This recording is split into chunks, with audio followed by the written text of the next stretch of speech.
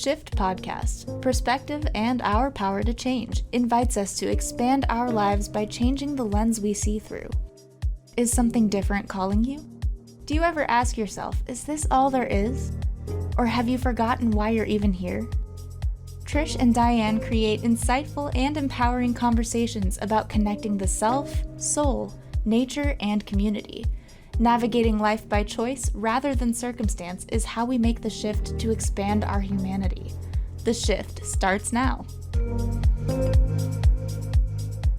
Welcome, everybody. Happy New Year. Happy 2022. I'm Diane McClay, your host of The Shift, and I'm with my friend and my co-host, Trish Campbell, and we are just so grateful that you made the choice to be with us today.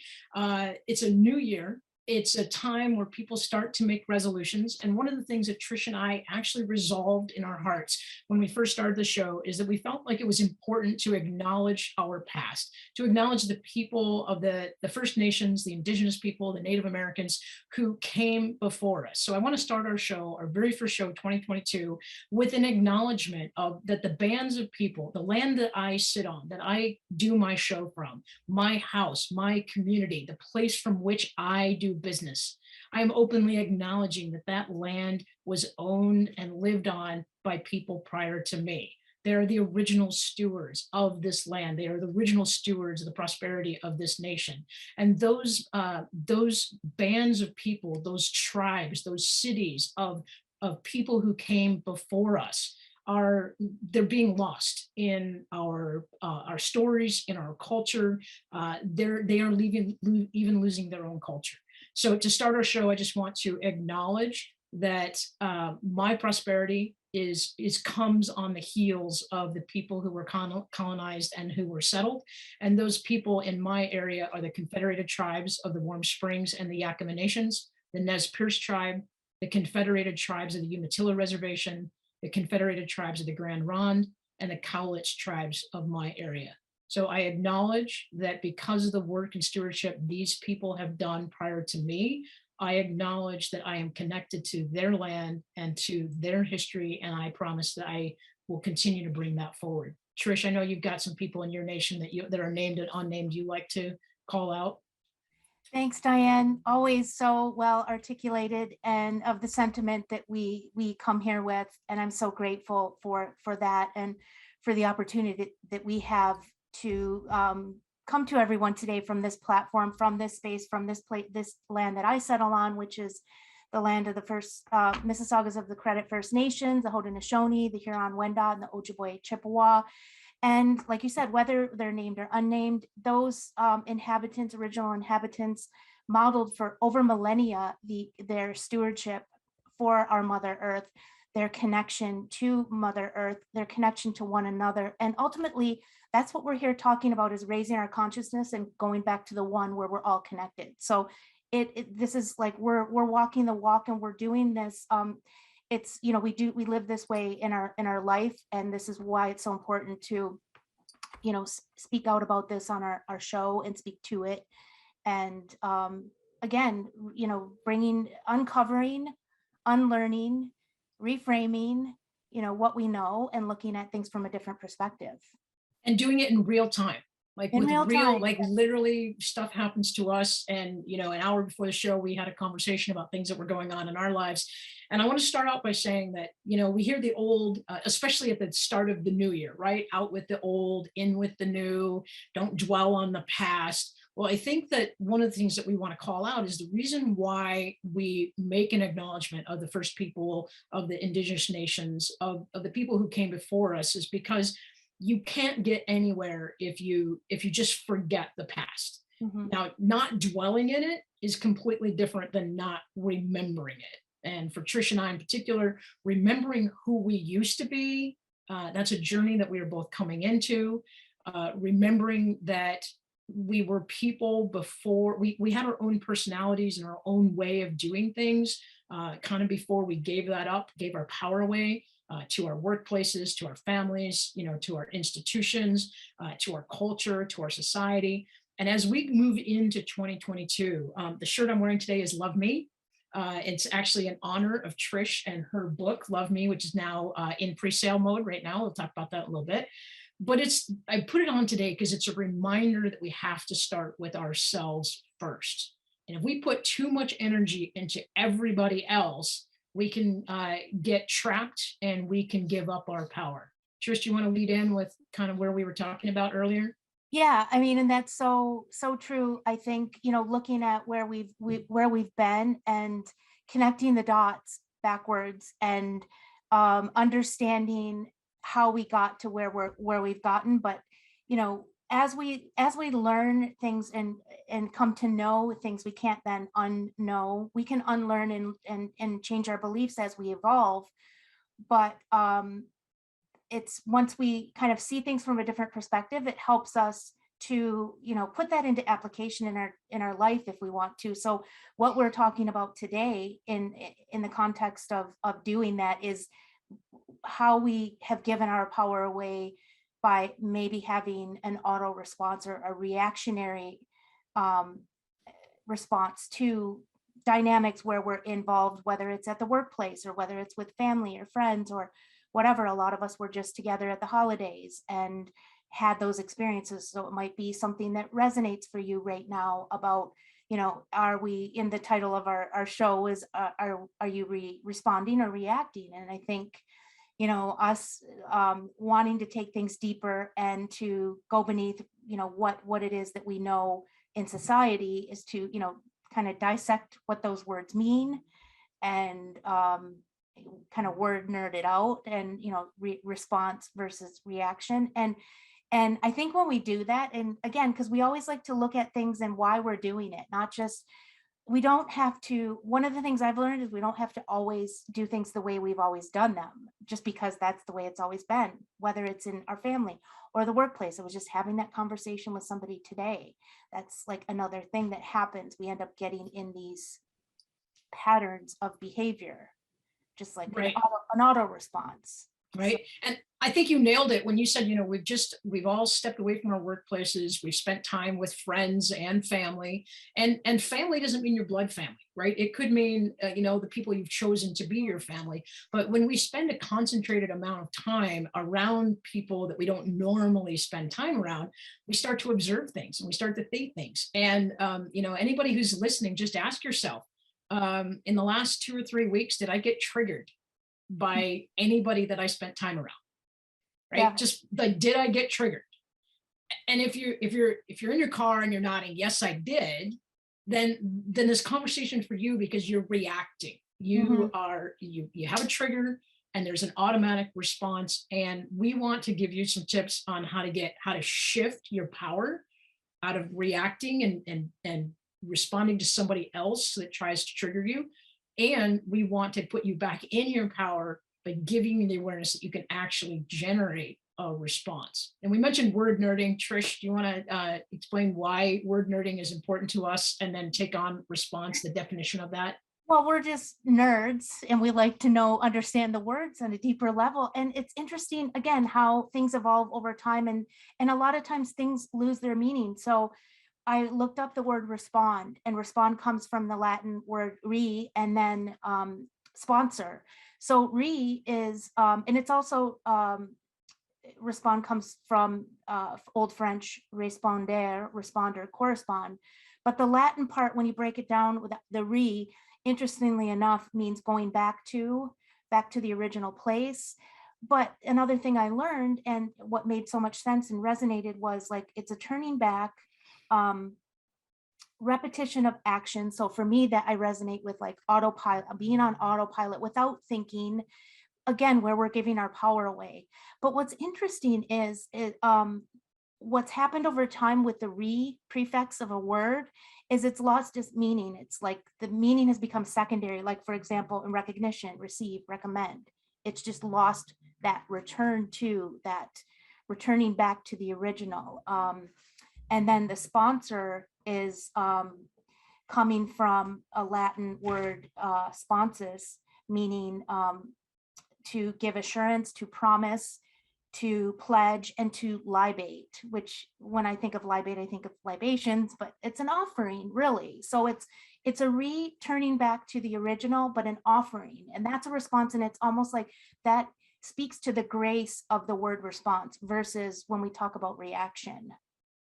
I like that. And when you and I talked about this off air, I have a really nice quote. When I worked for state parks, I was in a lot of meetings, and you always have that person. Somebody's up at the front. They talk through something, and then they ask the dreaded question: "Does anybody have anything to add?" And there's always somebody who has to like get up and then repeat everything that just was said, or there's the person who has to feel like they need to be acknowledged. And a manager gave me a quote, and it's essentially like, think before I speak. And in order to be an effective speaker, he said, I always ask myself these three questions before I volunteer in a meeting like that. Is what I'm going to say, has it already been said? Mhm. Is it going to add value to the conversation? Is it going to distract from the conversation? And does it need to be me who says it? Right. And that was really poignant for me as I was growing into leadership and management, because I used to be that person who was like, oh, I've got something to add. Mm-hmm. And what I realized now in hindsight is that was a reaction. I was reacting to the question, does anybody have anything to add? But the thing that was going on underneath the surface was I had a need to be heard. Mm-hmm. Right. So I was using that platform to further myself. But what was happening is the more I volunteered to say something, people stopped listening to me. Yeah. So I made myself a promise. So I want to tie this together. Respond, meaning to return back to, and spondere, to promise or return. I think of a response now as, Diane, what is the promise you made to yourself about thinking before you speak? Yeah. That's my version of response. I love everything you just shared, because it really breaks it out into where people can kind of see how the difference between reacting and responding, because what you just said there about feeling the need to add and be seen and be heard, that's operating from our ego. And when we're operating from our ego is when we're reacting. And I feel like the response is more of an energy of higher consciousness, of like we talk about so much, especially lately on the shift and in our conversations, about taking the pause, about allowing ourselves that awareness, about being in the watching place, about all of those things where we can take back the power, our power to be empowered, and then making a choice. Do I really need to say this right now? Like you said, is it adding value? Or is it just so that I can say, I know this? And, because I think there's also like there's the ego is attached to reaction from the ego perspective of like needing to be seen, but then there's also an emotional piece there too, where we're triggered and we're immediately like triggered into that auto response, and not necessarily coming from the higher consciousness. And I love how you brought the ego into it, right? Because the thing is one of the ways you change your perspective is you change the words you use. Mm-hmm. But I teach awareness, and so do you, and you can't change something until you have awareness about it, which is why we word nerd, when words come up and we want to use them deliberately and intentionally, we give ourselves awareness, we return to the original iteration of the word so that we can apply it correctly. Now let's go to reaction, right? Okay, so anybody who's listening to this right now and you're like, I don't react, tell me that you don't react when someone speeds by you on a freeway and a word that describes that person doesn't come out of your mouth. Right. I was with my dad over the holiday, and there's a guy who sped past him, and my dad's in the right lane and an exit's coming up, and this guy sped past him, cut in front of him, and then went over the exit. And my dad, in his very definitive opinion, had a very clear word to describe that person. Mm-hmm. And he uttered it with a lot of volume and a lot of belief. Yeah. And I probably can't say the word on air, so I won't. Yeah. Right? That's a reaction. It is a reaction. Right. Yeah. Now, you and I talked before we were on the air, we talked about reaction happens because we don't have all of the information. Mm-hmm. We don't have as much information as we need to really make a discerning, objectified opinion about what was happening. Would it change your opinion about that situation? On one perspective is, here's a guy who's just being a jerk on the road and he doesn't care about anybody else and he's getting to where he needs to be. The other perspective is, what if that was a volunteer emergency responder who just got a call out and they're trying to get to their firehouse or their EMT station so that they could go do their job and help somebody else, Right. right? That changes that conversation. So are we in our best version of ourselves when we're reacting and calling people names? Like calling that guy a name isn't going to change the fact that he's driving fast. It just made my dad's ego feel good about, I acknowledge you and I'm responding to you. Yeah. You're not responding, you're actually reacting to something that you got triggered on. Right. And at the end of the day, what good does that do? Like you said, it just, we're putting our energy where it's wasted. And we all have those moments where this is part of our human experience. It was as high as our consciousness can get. We have those moments. I personally have like had a, recent experience where I found myself where I thought I was, I was in a vulnerable place. And so when you're in a vulnerable place, you get maybe easily pulled into that, and having to not recognize that it's the ego that's kind of been lured into having to prove oneself or to make a case or to be seen.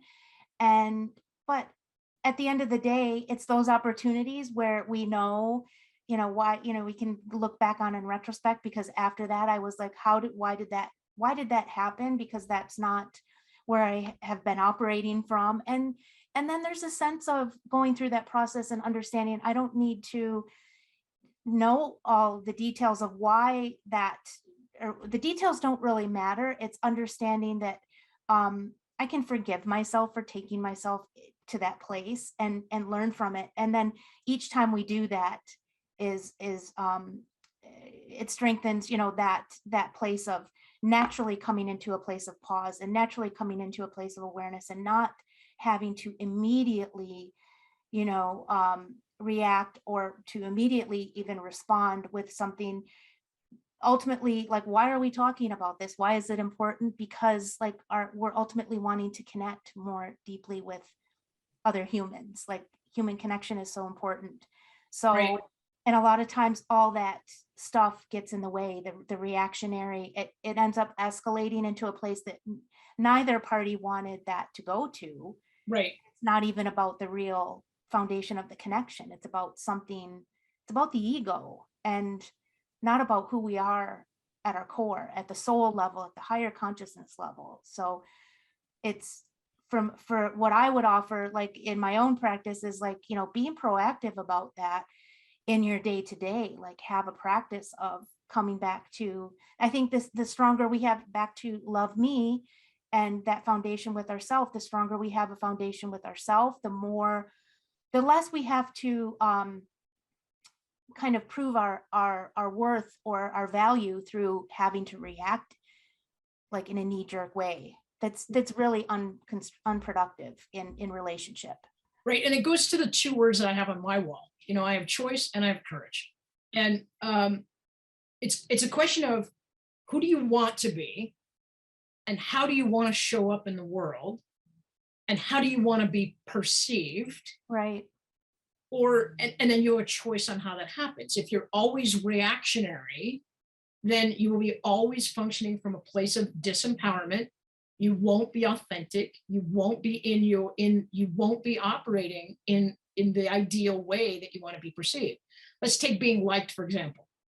I just watched a TV show, Young Sheldon, and he's just learning, that he's coming across as being arrogant to other people. And someone tells him, you might want to consider how other people think about you. And in his brain, that doesn't make any sense at all, because he's very science oriented. But he did an experiment where he started doing favors for people, and he started realizing that people liked him, and he started realizing that he liked being liked. Mm-hmm. Right. So if you want to be liked, then you have to show up in a way that allows people to see you and want to be around you. So if you're my dad and you're always calling somebody an expletive, and you're, as soon as that person cuts in front of you, you step on the gas and you try to tailgate them as much as you can, well, now you're being perceived as the thing that you just called that other guy. Yeah. You're not being perceived as the polite driver, the respectful driver, the one that's going to give the safe distance just in case something happens. So this is really critical to me, because I think response comes from power And the way I would encourage our listeners to remember that is response and power have a P in them. And, Yeah. Reaction, the origin of that is, giving back, RE, but action comes from Latin, the nominative actio, which means putting into motion, Mhm. performing, or doing.